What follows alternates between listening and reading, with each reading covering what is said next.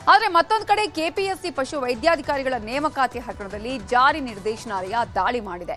3 ದಿನದಿಂದಲೂ ಇಡಿ ಅಧಿಕಾರಿಗಳು ಇಂಚಿಂಚು ಜಾಲಾಡಿದ್ದಾರೆ. ಈಗ ಹೊಸ ವಿಷಯ ಏನಂದ್ರೆ ಕೆಪಿಎಸ್ಸಿ ಎಕ್ಸಾಮ್ ಆದ್ಮೇಲೆ OMR ಶೀಟ್ಗಳ ದುರ್ಬಳಕೆ ಆಗಿರೋದಕ್ಕೆ ಇಡಿಗೆ ಸಾಕ್ಷ್ಯ ಸಿಕ್ಕಿದೆಯಂತೆ.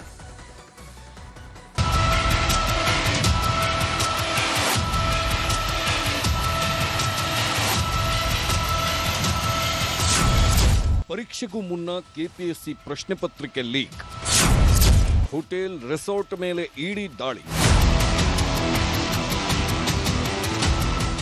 ಕೆಪಿಎಸ್ಸಿಯಲ್ಲಿ ಪಶುವೈದ್ಯಾಧಿಕಾರಿಗಳ ನೇಮಕಾತಿ ಹಗರಣ ಪ್ರಕರಣದಲ್ಲಿ ಇಡಿ ಅಧಿಕಾರಿಗಳು ಭರ್ಜರಿ ಬೇಟೆಯಾಡುತ್ತಿದ್ದಾರೆ.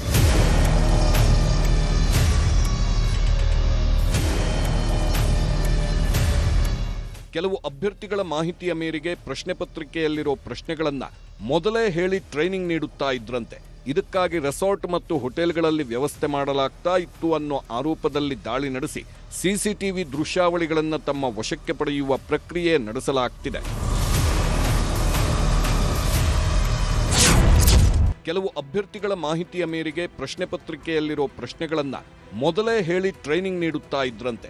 ಇದಕ್ಕಾಗಿ ರೆಸಾರ್ಟ್ ಮತ್ತು ಹೋಟೆಲ್ಗಳಲ್ಲಿ ವ್ಯವಸ್ಥೆ ಮಾಡಲಾಗ್ತಾ ಇತ್ತು ಅನ್ನೋ ಆರೋಪದಲ್ಲಿ ದಾಳಿ ನಡೆಸಿ ಸಿಸಿಟಿವಿ ದೃಶ್ಯಾವಳಿಗಳನ್ನು ತಮ್ಮ ವಶಕ್ಕೆ ಪಡೆಯುವ ಪ್ರಕ್ರಿಯೆ ನಡೆಸಲಾಗ್ತಿದೆ. ಪಶುವೈದ್ಯಾಧಿಕಾರಿಗಳ ಪ್ರಶ್ನೆ ಪತ್ರಿಕೆ ಲೀಕ್ ಆಗಿರೋ ಶಂಕೆ ವ್ಯಕ್ತವಾಗಿದೆ. ರೆಸಾರ್ಟ್ಗಳಲ್ಲಿ ಇಡಿ ಅಧಿಕಾರಿಗಳು ಪರಿಶೀಲನೆ ನಡೆಸುತ್ತಿದ್ದು ಅಧಿಕಾರಿಗಳಿಗೆ ಮಹತ್ವದ ಮಾಹಿತಿ ಲಭ್ಯವಾಗಿದೆ ಎನ್ನಲಾಗ್ತಿದೆ. ರೆಸಾರ್ಟ್ ಒಳಗೆ ಅಭ್ಯರ್ಥಿಗಳಿಗೆ ತಯಾರಿ ನಡೆಯುತ್ತಿತ್ತಂತೆ. ಈ ವೇಳೆ ಮೊದಲೇ ಪ್ರಶ್ನೆಗಳನ್ನ ಹೇಳಿಕೊಡುತ್ತಿದ್ದು ಪ್ರಶ್ನೆ ಪತ್ರಿಕೆಯಲ್ಲಿ ಬರೋ ಪ್ರಶ್ನೆಗಳ ಮತ್ತು ಉತ್ತರದ ಬಗ್ಗೆ ಚರ್ಚೆ ನಡೆಯುತ್ತಿತ್ತಂತೆ. ರೆಸಾರ್ಟ್ ಅಷ್ಟೇ ಅಲ್ಲ, ಹೋಟೆಲ್ಗಳಲ್ಲೂ ಪ್ರಶ್ನೆ ಪತ್ರಿಕೆ ಬಗ್ಗೆ ಚರ್ಚೆ ಆಗ್ತಿತ್ತು ಎನ್ನಲಾಗಿದೆ. ಹೀಗಾಗಿ ಅಭ್ಯರ್ಥಿಗಳ ಸಮೇತ ಹೋಟೆಲ್ಗಳ ಮೇಲೂ ರೇಡ್ ಮಾಡಿರುವ ಅಧಿಕಾರಿಗಳು ಹೋಟೆಲ್ ರೆಸಾರ್ಟ್ ಸಿಬ್ಬಂದಿಯನ್ನ ವಿಚಾರಣೆಗೊಳಪಡಿಸಿದ್ದಾರೆ. ಅಲ್ಲದೆ ಕೆಲವೊಂದು ಅಭ್ಯರ್ಥಿಗಳಿಂದ ಅಕ್ರಮದ ಬಗ್ಗೆ ತಪ್ಪೊಪ್ಪಿಕೊಂಡಿದ್ದಾರೆ ಎನ್ನಲಾಗಿದೆ.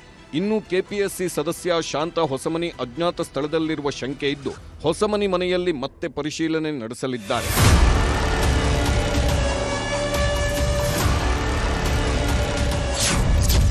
ಕೆಪಿಎಸ್ಸಿ ನೇಮಕಾತಿಯಲ್ಲಿ ಹಗರಣ ಪತ್ತೆಗೆ ಇಡಿ ಅಧಿಕಾರಿಗಳು ಪ್ರಶ್ನೋತ್ತರ ತಂತ್ರ ಅಳವಡಿಸಿಕೊಂಡಿದ್ದಾರೆ. ಅಭ್ಯರ್ಥಿಗಳಿಗೆ 20 ಅಂಕದ ಪ್ರಶ್ನೆ ಪತ್ರಿಕೆ ನೀಡಿದ ಇಡಿ ಅಧಿಕಾರಿಗಳು ತಕ್ಷಣವೇ ಉತ್ತರ ನೀಡಲು ಸೂಚಿಸಿದ್ದಾರೆ. ಈ ವೇಳೆ 300 ಅಂಕದ ಮೊದಲ ಪತ್ರಿಕೆ 90% ಉತ್ತರ ಬಂದಿದ್ದು 300 ಅಂಕದ ಎರಡನೇ ಪ್ರಶ್ನೆ ಪತ್ರಿಕೆಯಲ್ಲಿ ಕಡಿಮೆ ಉತ್ತರ ಬಂದಿದೆ.